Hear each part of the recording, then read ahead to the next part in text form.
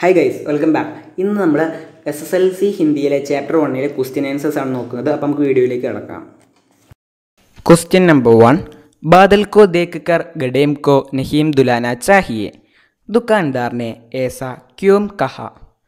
बादल को देखकर കാർമേഘം കണ്ടിട്ട് ഗഡേം കോ നഹീം ദുലാന ചാഹിയെ, കുടം കമഴ്ത്തി കളയരുത്. ദുക്കാൻദാറിനെ ഏസാ ക്യോം കഹ, എന്തുകൊണ്ടാണ് കടക്കാരൻ അങ്ങനെ പറഞ്ഞത്? ഉത്തരം, പെൻമേം സ്യാഹി ബർവാനെ दुकान की ओर जाते वक्त साहिल ने पेन में बची हुई स्याही ज़मीन पर छिड़क दिया. दुकान में स्याही नहीं दी. साहिल द्वारा पेन में बची हुई स्याही छिड़कने के बाद बेला ने दुकानदार से कहा. तब दुकानदार ने ऐसा कहा. कहने का अर्थ, किसी वस्तु को मिलने की प्रतीक्षा में हमारे पास की वस्तु को नहीं छोड़ना चाहिए. അതായത് പേനയിൽ മഷി നിറയ്ക്കാനായി കടയിലേക്ക് പോകുന്ന സമയത്ത് സാഹിലിനെ പെൻമേം ബച്ചി ഹുയി സ്യാഹി ജമീൻ പർ ചിടക് ദിയ, പേനയിൽ അവശേഷിച്ചിരുന്ന മഷി സാഹിൽ നിലത്ത് ഒഴിച്ചു കളഞ്ഞു. ദുകാൻ മേം സ്യാഹി നഹീം ദി, കടക്കാരൻ്റെ കയ്യിൽ മഷിയില്ലായിരുന്നു. സാഹിൽ ദ്വാര പെൻമേം ബച്ചി ഹുയി സ്യാഹി ചിടക്നെ കെ ബാദ് ബേലാനെ ദുക്കാൻദാർ സെ കഹ, പേനയിലുണ്ടായിരുന്ന മഷി സാഹിൽ നിലത്തൊഴിച്ചു കളഞ്ഞ വിവരം ബേല കടക്കാരനോട് പറഞ്ഞു. തബ് ദുക്കാൻദാറിനെ ഏസാ കഹ, അപ്പോഴാണ് കടക്കാരൻ അങ്ങനെ പറഞ്ഞത്. കഹനേക്ക അർത്ത്, പറഞ്ഞതിൻ്റെ അർത്ഥം, കിസി വസ്തുക്കോ മിൽനേക്കി പ്രതീക്ഷാമേം ഹമാരെ പാസ് കി വസ്തുക്കോ നഹീം ചോഡ്ന ചാഹിയേ, ഒരു വസ്തു കിട്ടുമെന്ന പ്രതീക്ഷയിൽ കൈവശമിരിക്കുന്ന വസ്തു കളയരുത് എന്നർത്ഥം.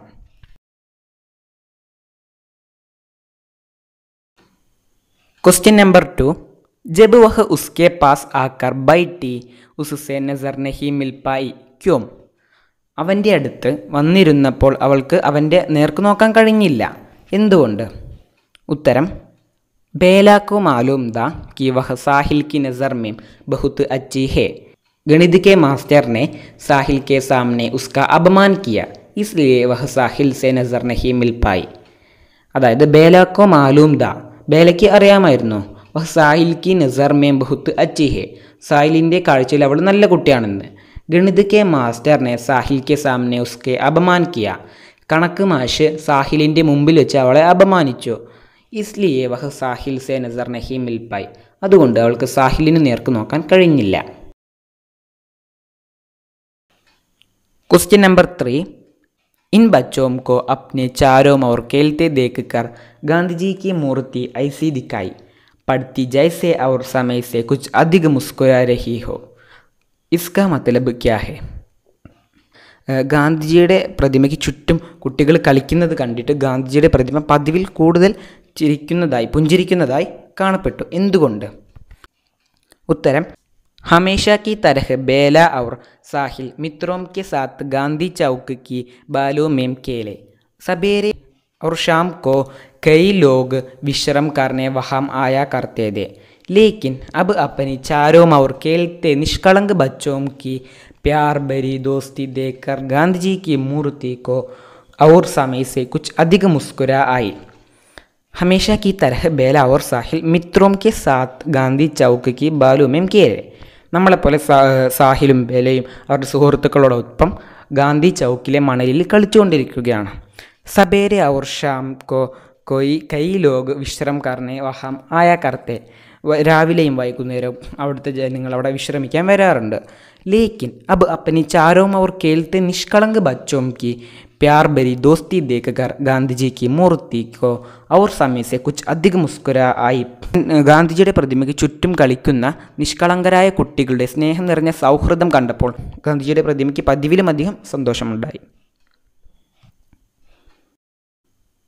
क्वेश्चन नंबर 4, यह बारिशों से पहले की बारिश का एक दिन था, कहानी के प्रसंग में यह कैसे सार्थक होता है?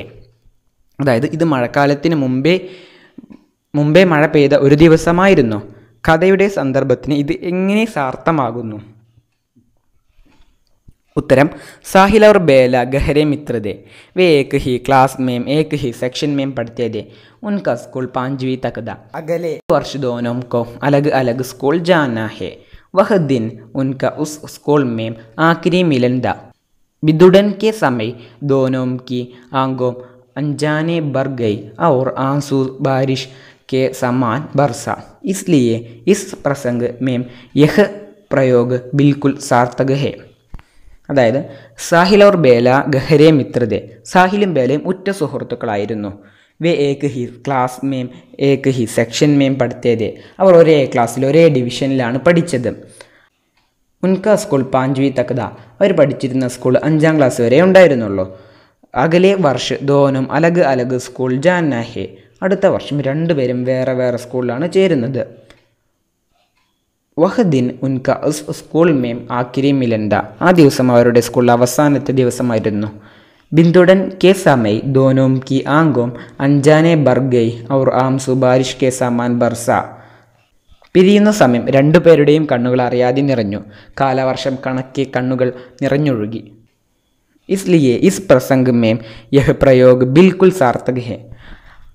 അതുകൊണ്ട് തന്നെ ഈ പ്രയോഗം കഥാസന്ദർഭത്തിന് തികച്ചും അനുയോജ്യമാണ്. എല്ലാവർക്കും ഈ വീഡിയോ ഉപകാരപ്പെട്ടു എന്ന് കരുതുന്നു. ഇനി അടുത്തൊരു വീഡിയോയുമായി വീണ്ടും കാണാം.